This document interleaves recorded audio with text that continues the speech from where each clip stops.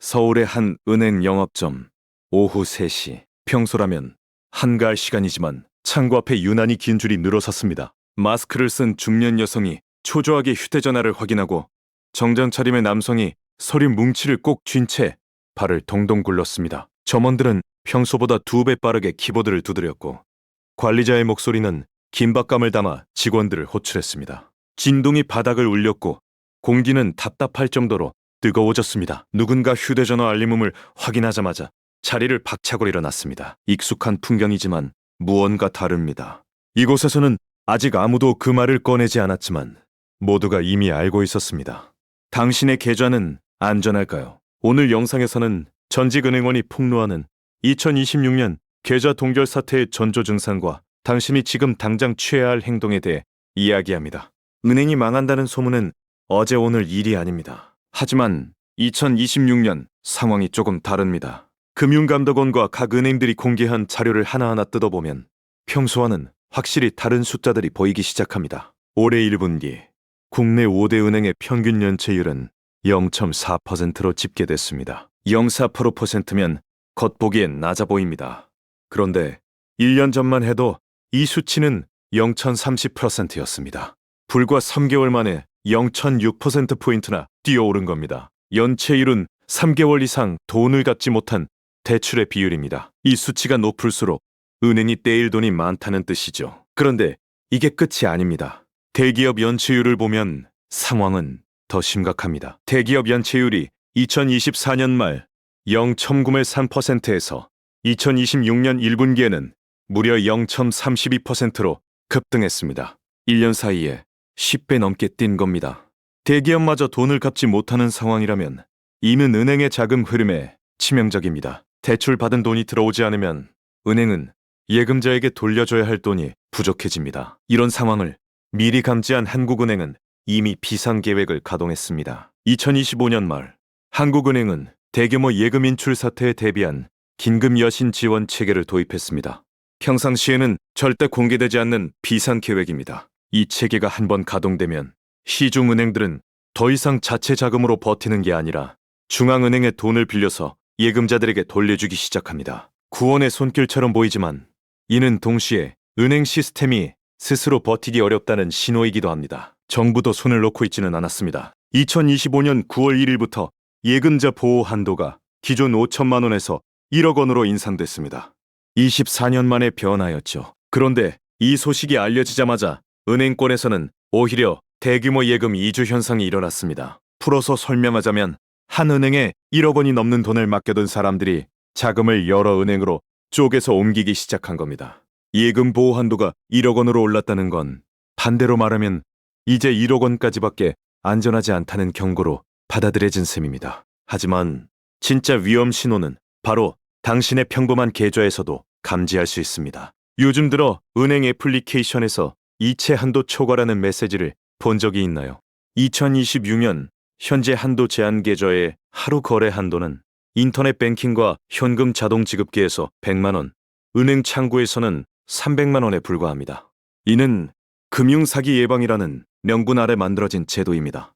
그런데 문제는 아무런 문제가 없는 평범한 계좌들이 이유 없이 이 한도 제한 계좌로 분류되는 사례가 늘고 있다는 점입니다. 실제로 금융감독원 자료를 보면 2025년 3분기 기준 6대 시중은행에서 금융사기 의심으로 지급 정지된 계좌는 총 3만 수백 97개에 달합니다.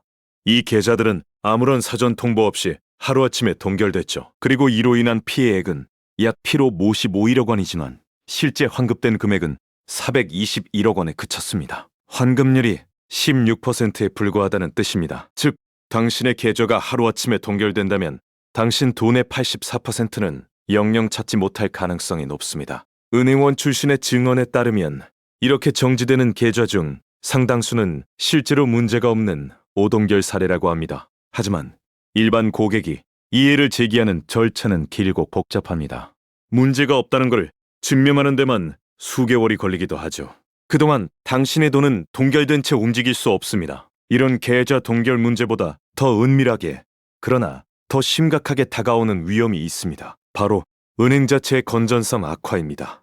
2016년 1분기 5대 은행의 가계 연체율은 0.28%에 달했습니다. 1년 전보다 10% 이상 급등한 수치입니다. 평범한 가장들이 대출 이자를 감당하지 못하기 시작했다는 신호죠. 특히 개인 사업자, 이른바 소호의 상황은 더 심각합니다. 같은 기간 소호 연체율은 무려 0.55%로 집계됐습니다. 이는 2016년 통계 작성 이후 역대 최고 수준입니다. 자영업자들의 한계 상황이 은행 건전성의 직격탄으로 돌아오고 있습니다. 업종별로 보면 부동산업, 임대업, 서비스업의 연체율이 유독 높았습니다. 이는 한국 경제의 핵심 축인 내수 경제가 심각한 위기에 빠졌다는 증거입니다. 돈을 빌려준 은행은 이자도 못 받고 원금 회수도 불투명한 상황에 내몰리고 있습니다. 하나은행의 경우 2026년 1분기 전체 연체율이 0.39%로 2017년 이후 9년 만에 최고치를 기록했습니다. 특히 가계 연체율은 0.31%로 관련 통계 작성 이후 최고였습니다. 하나의 은행 문제가 아니라 전 업권으로 번지는 전염병 같은 현상인 겁니다. 은행이 이렇게 떼일 위험이 커지면 은행 스스로도 버티기 어려워집니다. 실제로 시중은행의 부실을 감당할 능력을 보여주는 NPL 커버리지 비율은 2024년 말 1x%에서 2026년 초 1172%로 급락했습니다. 은행이 떼일 돈을 대비해 쌓아둔 비상금이 빠르게 줄어들고 있다는 의미입니다. 방패가 얇아지고 있는 겁니다. 그렇다면 이 모든 위험 신호 속에서 당신은 무엇을 해야 할까요? 가장 중요한 원칙은 분산입니다. 절대 한 은행에 모든 돈을 몰아넣지 마십시오. 예금 보호 한도는 1인당 1개 금융기관당 1억 원까지입니다. 만약 당신이 한 은행에 2억 원을 예치했다면 1억 원은 정부가 보호하지만 나머지 1억 원은 은행이 망할 경우 날아갈 수 있습니다. 여러 은행으로 나눠서 예치하는 것이 가장 기본적인 방어선입니다. 두 번째 원칙은 유동성입니다. 당장 써야 할 생활비 3개월분은 반드시 언제든지 찾을 수 있는 보통 예금 계좌에 넣어두십시오. 정기예금이나 적금은 중도 해지할 경우 이자를 포기해야 하고 최악의 경우 은행이 영업 정지를 당하면 아예 찾지 못할 수도 있습니다. 세 번째는 의심입니다. 갑자기 은행에서 계좌 이상 거래라는 문자를 받았다면 무조건 은행 공식 대표번호로 직접 전화를 걸어 확인하십시오. 절대 문자의 링크를 누르거나 그 번호로 전화를 걸면 안 됩니다. 오동결의 절반 이상은 단순한 착오 통보에서 시작됩니다.